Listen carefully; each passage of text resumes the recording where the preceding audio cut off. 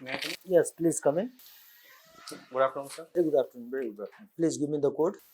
Yes, sir. Have your seat. Thank you, sir. Code क्या है आपका? सर 1930। 1930 है। 1930 यूपी में किस विभाग का हेल्पलाइन नंबर है? सॉरी सर, मैं अभी रिफाइंड नहीं कर पा रहा हूँ। रिकॉल नहीं कर पा रहे हैं आप? डीडीयू नगर से? नो सर, मैं हापुड़ से। अच्छा, हापुड़ से है। Yes sir. हापुड़ की क्या विशेषता है? सर हापुड़ में एशिया की सबसे बड़ी अनाज मंडी है और सर यहाँ पर स्टेनलेस पाइप और पेपर कोन्स बनाए जाते हैं। इसके अलावा सर यहाँ पर होम फर्निशिंग इसका ओडीओपी है और सर हापुड़ दिल्ली एनसीआर का भी पार्ट है। Sir thank you. Puneet Singh yes करता हूँ। आप पीसीएम है? Yes sir. और इसके अलावा आपने और कौन सा एजुकेशन किया है? सर मैंने इलेक्ट्रॉनिक्स एंड कम्युनिकेशन इंजीनियरिंग में बीटेक किया है Motilal Nehru national institute of technology से, इलाहाबाद। इलेक्ट्रिकल व्हीकल्स का क्या प्रयोग है, क्या जरूरी है ये सब पूरे विश्व के लिए और हमारे देश के लिए? Yes sir. सर बढ़ती हुई कार्बन एमिशन की नज़रिए से देखा जाए तो इलेक्ट्रिक व्हीकल्स एक विकल्प हो सकते हैं कार्बन न्यूट्रलिटी की तरफ जाने के लिए। और सर हमारे देश में वर्ल्ड में इंडिया 4th नंबर पर आता है कार्बन एमिशन में, तो इसलिए भी बहुत ज़्यादा जरूरी हो जाता है कि हम इलेक्ट्रिक व्हीकल्स की तरफ शिफ्ट करें।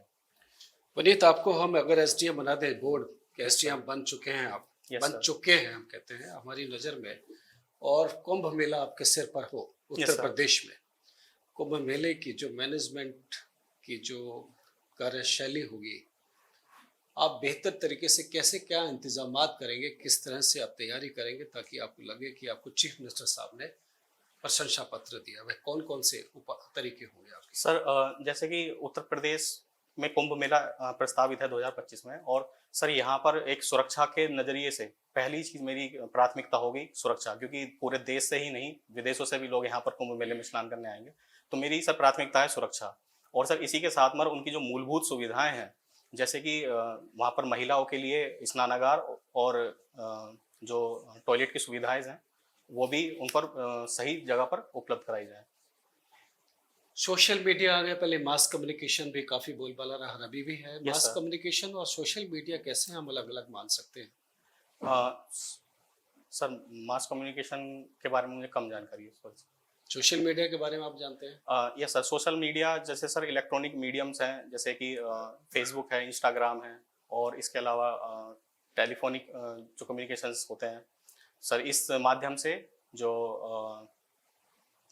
सोशल मीडिया के दुष्प्रभाव क्या पड़ते हैं हमारे समाज पर? सर सोशल मीडिया के दुष्प्रभाव पहला यह है कि इसमें किसी भी जो भी इसका यूज़र है वो कभी कभी कुछ ऐसे तत्वों से इन्फ्लुएंस हो जाता है जो अच्छे नहीं हैं। जैसे कि कुछ तत्व वहाँ पर चलते हैं, इम्प्लिसिट कंटेंट है वो वहाँ पर बहुत ज़्यादा दिखाया जाता है, या वॉयलेंस है, या फिर किसी चीज़ रिलीजियस एक्टिविटीज, पॉलिटिकल एक्टिविटीज। आप सिक्योरिटी की बात आपने की है, इसको रोकने के लिए क्या उपाय करेंगे अगर आप सरकारी पद पर हैं तो? सर मैं थोड़ा क्लैरिफिकेशन चाहूँगा सर क्वेश्चन। अगर आपको लगता है कि दुष्प्रभाव ज़्यादा है सोशल मीडिया के और आप उस डिपार्टमेंट में है, यस सर, सरकारी पद पर है, तो कौन कौन से एक्शन लेना चाहेंगे? 2 एक्शन बताइए।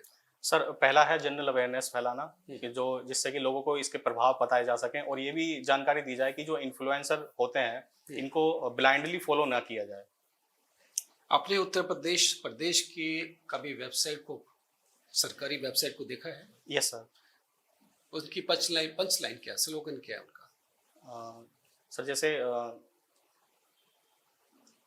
मैं सर रिमाइंड नहीं कर पा रहा हूँ, मैं पुलिस वाली भी देखी भी थी मैंने। The essence of incredible India, क्या ये है the essence of incredible India? Sir मैं श्योर नहीं हुआ भाई। चलिए, उत्तर प्रदेश की क्या खासियतें हैं आपकी नज़र में? सर सर पहली खासियत है कि यहाँ पर वर्ल्ड हेरिटेज साइट्स हैं 3 सर, जैसे कि ताजमहल, फतेहपुर सीकरी और आगरा का लाल किला। और सर इसके अलावा यहाँ पर कुंभ मेला जो 4 कुंभ मेलों में से एक पार्ट है। इसके अलावा सर अयोध्या नगरी में अभी राम मंदिर टेम्पल बन रहा है, जो कि कल्चरल हेरिटेज और उत्तर प्रदेश की जो सांस्कृतिक विरासत है उसको एक एनहेंस रूप देगा। बहुत अच्छा। कोई खेल आप पसंद करते हैं? सर मैं क्रिकेट देखना पसंद करता हूँ। देखना पसंद करते हैं? सर खेलता भी हूँ, लेकिन ओकेजनली थोड़ा वक्त का अभाव रहता है तो नहीं खेल पाता। क्रिकेट अगर आप देखना पसंद करते हैं तो अफगानिस्तान क्रिकेट में बहुत तेजी से यस सर अपनी जगह बना गया। अफगानिस्तान की इस क्रिकेट शैली को आगे बढ़ाने वाला वह कौन सा इंडियन कोच है जो बहुत मेहनत करके उसको यहाँ तक पहुँचाया? सर अभी वर्ल्ड कप में भी उनका अपीयरेंस हुआ था, अजय जडेजा जी, मैंने उनको देखा था। तो थैंक यू। 2015 में आपने कंप्लीट किया ग्रेजुएशन अपना, यस सर।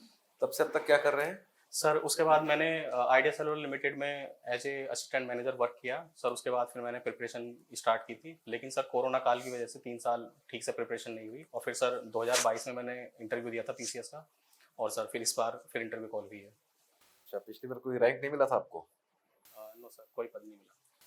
तो इधर इंजीनियरिंग करने के बाद से इतने अच्छे फील्ड में जो इतना डिमांडिंग है, सिविल सर्विसेज में आने का कुछ खास कारण?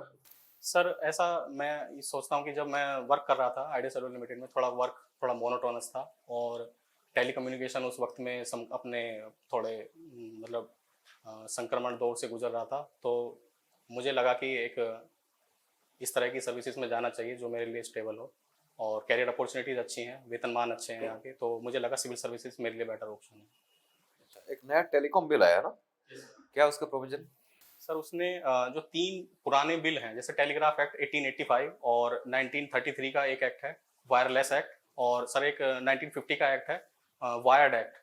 सर उसमें इन तीनों को रिप्लेस किया है, और इनके लिए इसके अलावा जो नए आज की दौर के रिक्वायरमेंट्स हैं उसके अकॉर्डिंग सर इस बिल को लाया गया। एक दो उसका फीचर्स बताइए जो अभी के हिसाब से रेलेवेंट है।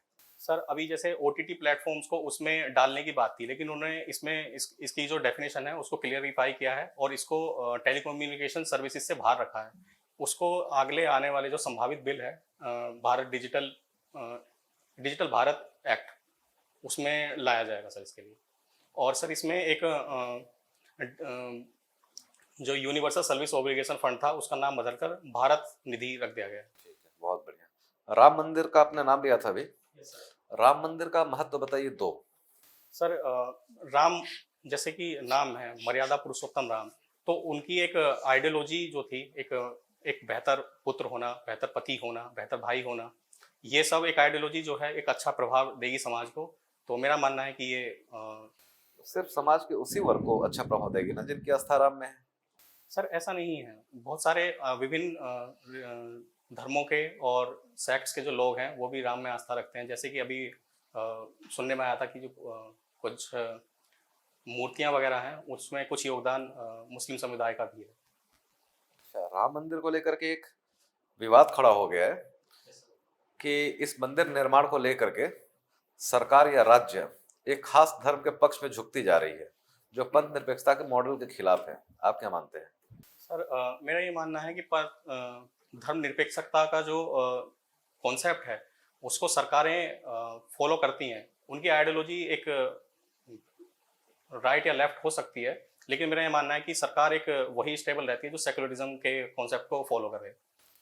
कैसे मान लें कि सरकार पंथ निरपेक्षता के मॉडल को फॉलो कर रही है? सर इसमें जो अजमेर शरीफ वगैरह जाने वाली जो सुविधाएं हैं उसके लिए भी सरकार अपनी तरफ से कुछ प्रावधान करती है, या फिर हज पे जाने के लिए भी जो प्रावधान है वो सरकार की तरफ से कुछ सब्सिडीज या फिर उनकी यात्रा में जाने के लिए जो खर्च है और वो दिए जाते हैं। अच्छा, इस संरचना के बनने से कुछ नुकसान भी होगा देश को?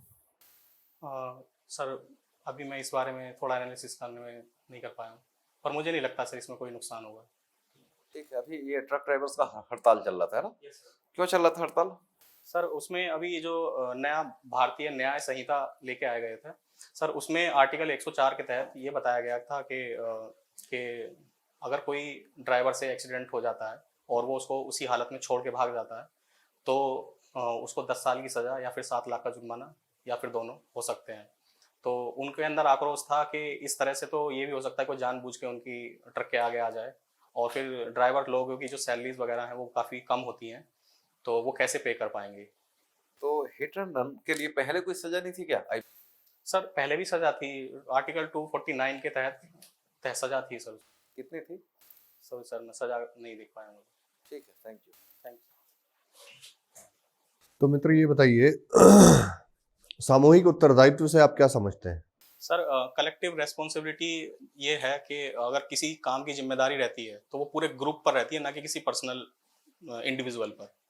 तो संसदीय व्यवस्था में इसका उदाहरण आपको कहाँ देखने को मिलता है? सर काउंसिल ऑफ मिनिस्टर जो है वही कलेक्टिव रेस्पॉन्सिबिलिटी का उदाहरण है सर। किसके प्रति कलेक्टिवली रिस्पॉन्सिबल होती हैं वो? सर ये संसद के प्रति रेस्पॉन्सिबल रहती है। तो और individual responsibility? Sir individual responsibility president के प्रति रहती है सर इन पे। ओके, अच्छा ये बताइए डार्क मैटर क्या होता है? सर दो कॉन्सेप्ट होते हैं, डार्क मैटर और dark energy. Sir dark matter वो है सर ये स्पेस कॉन्सेप्ट्स हैं दोनों।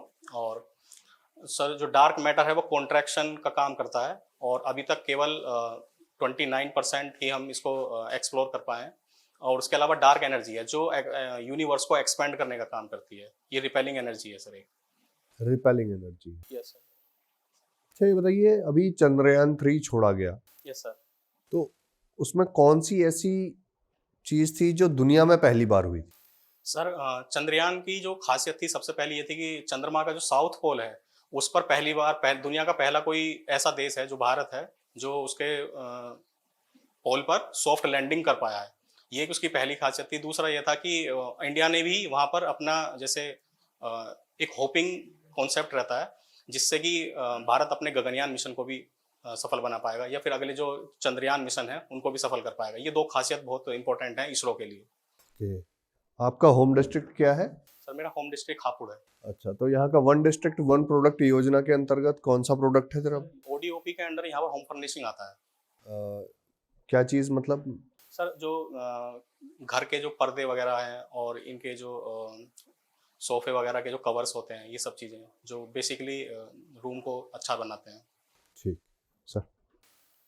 पीएम किसान योजना क्या है? सर पीएम किसान योजना 2019 जनवरी में लॉन्च की गई थी बैक डेट से 1 दिसंबर से। सर इसके तहत 6,000 रुपये किसानों को 3 किस्त में 2-2 हज़ार रुपये करके दिए जाते हैं। अभी इसमें कुछ डेवलपमेंट हुई 1-2 दिन पहले? सॉरी सर वो मेरे नॉलेज में। ये कुछ दिन पहले पीएम जनमन योजना शुरू। यस क्या है ये? सर पीएम जनमन योजना आदिवासियों के डेवलपमेंट के लिए एक नई योजना लॉन्च की गई है प्रधानमंत्री द्वारा। सिर्फ आदिवासियों के डेवलपमेंट के लिए या आदिवासियों में से भी जो पिछड़े आदिवासी हैं उनके? सर पीवीटीजीज के लिए है स्पेशली। तो आदिवासी में तो पिछड़े हो गए ना, वो पिछड़े, आपने आदिवासियों के लिए कहा। पीवीटीजीज में यूपी से कोई जनजाति आती है? नो सर यूपी से कोई नहीं है सर। नहीं आती यूपी से? सर जहाँ तक मैं याद कर पा रहा हूँ मैंने पीवीटीजीज में नहीं पढ़ी है। तो कौन कौन जनजाति शामिल है पीवीटीजी? 2-4 के नाम बता। सर जैसे संथाल है और संथाल पीवीटीजीज में है? सेंटिनल्स हैं और सर जो अंडमान निकोबार की और भी हैं निग्रिटोज हैं और इसी तरह की सर और भी हैं। अच्छा ये बताइए रेलवे के द्वारा अभी अगर बात की जाए नई नई ट्रेनों का परिचालन किया जा रहा है, कभी वंदे भारत कभी अमृत भारत, है ना, लेकिन परिचालन में सुधार आज भी नहीं हो पा रहा है। सर्दियों के मौसम में आज भी ट्रेनें लेट लतीफ चलती हैं। तो आप इसी के इंजीनियर्स हैं, कुछ सुझाव देना चाहेंगे? सर अभी ज़्यादातर जो ट्रैक्स हैं हमारे वो सिंगल लेन ट्रैक्स हैं जिसकी वजह से वो डेडिकेटेडली पैसेंजर ट्रेन्स हैं वो अपने लाइन क्लियर होने का वेट करती हैं, जिसकी वजह से कोहरा अगर आ जाता है तो वो कोहरे में बिना किसी चीज़ की परवाह किए या फिर जो डेडिकेटेड पैसेंजर कॉरिडोर्स हैं इसकी परवाह किए बिना नहीं चल पाती हैं, जिसकी वजह से ये ट्रेन जो हैं सर्दियों में लेट होती हैं। सर इसका एक उपाय हो सकता है कि जो सिंगल लेन्स है उनको डबल लेन्स बनाया जाए। इसके अलावा जो सर फोगिंग होती है, फोगिंग के टाइम पे सर एक मैकेनिज्म बनाया जा सकता है जो डीप लाइट सिस्टम होता है जो फॉग में भी काफ़ी दूर तक देख पाता है, वो इस्तेमाल किया जाना चाहिए। दिल्ली और उसके आसपास के एनसीआर के क्षेत्रों में एयर क्वालिटी इंडेक्स बहुत ज़्यादा फ्लक्चुएट करता है। क्या रीज़न है इसका? सर इसका सर रीज़न है यहाँ पर जो अर्बन हीट आइलैंड इफेक्ट है दिल्ली का, इसकी वजह से सर यहाँ पर बहुत ज़्यादा इंफ्रास्ट्रक्चर की होने की वजह से काफ़ी तेज़ी से हीट होती है, जिसकी वजह से आसपास के क्षेत्र से जो पोल्यूटेड मटेरियल्स हैं वो एयर के माध्यम से यहाँ आते हैं और वो इकट्ठा होते रहते हैं, जिसकी वजह से एयर क्वालिटी इंडेक्स जो बहुत तेज़ी से गिरता है। अच्छा आपने तो MNNIT से किया है ना, Motilal Nehru institute of technology Prayagraj, तो आपने प्रयागराज में अच्छा खासा दिन बिताया होगा। तो ये बताइए प्रयागराज का क्या सांस्कृतिक महत्व है भारत के इतिहास में? सर जैसे कि अभी सर उसने क्वेश्चन पूछा था कुंभ मेले का, वो एक बहुत बड़ा योगदान है और सर इसका उल्लेख काफ़ी पुराना है। जो सोमरस गिरा था वो 4 स्थानों पर, हरिद्वार, उज्जैन, प्रयागराज और नासिक में गिरा था। तो एक सांस्कृतिक ये है। दूसरा सर यहाँ पर इलाही प्रथा जो पंथी चलाई गई थी अकबर द्वारा, फिर इसी के बाद से इसको नाम को इलाहाबाद से जाना जाने लगा, लेकिन अभी हाल फिलहाल में ही सर इसका तो अभी इलाहाबाद, इसका नाम पहले प्रयागराज था, फिर इलाहाबाद हुआ, फिर प्रयागराज किया गया। तो प्रयागराज शहर की स्थापना कैसे हुई थी प्राचीन काल में? प्रयाग जो बोलते हैं उसका मीनिंग है संगम। सर यहाँ पर 3 नदियाँ जो मिलती हैं, गंगा, यमुना और जो मिथिगल है सरस्वती, तीनों नदियाँ मिलती हैं, तो इसी के नाम पर इसका नाम पड़ा था प्रयाग। अच्छा, प्राचीन काल में उत्तर प्रदेश में महाजनपद काल जब था तो यहाँ बहुत कुछ महाजनपद यहाँ थे। 8 महाजनपद थे कौन कौन थे? सर। कुरु, पांचाल, चेदी, वत्स और काशी, कौशल और सूरसेन। सूरसेन की राजधानी कहाँ थी? सर मथुरा। लास्ट क्वेश्चन, आप, सर ने आपसे पूछा होगा आप कौन सा स्पोर्ट्स पसंद करते हैं? सर मैं क्रिकेट देखना पसंद करता हूँ। देखना पसंद करते हैं। एक बैट्समैन को कितने प्रकार से आउट किया जा सकता है? सर एक प्लेयर को लगभग 14 तरीके से, मैंने जहाँ तक पढ़ा था एक बार, 14 तरीके से आउट किया जा सकता है सर। बोल्ड, कैच, और उसके बाद में LBW, स्टंपिंग, रन आउट, उसके बाद में टाइम आउट, और सर और भी हैं, और मैं भी याद नहीं कर पा रहा हूँ। मैंने सर 14 देखे थे कहीं पर। 14 देखे थे। मांकडिंग क्या होता है? सर मांकडिंग होता है जब कोई बॉलर बॉल करने वाला होता है और जो नॉन स्ट्राइकर एंड पे खिलाड़ी क्रीज से बाहर निकल जाता है, तो जो बॉलर है उसके पास ये हक है कि वो विकेट की बेल्स गिरा करके उसको मांकडिंग की अपील कर सकता है। ये नाम मांकडिंग कैसे पड़ा? सर हमारे क्रिकेटर थे वीनू मांकड़, उनके नाम पर इसका नाम पड़ा था। Thank you. Thank you sir. Thank you.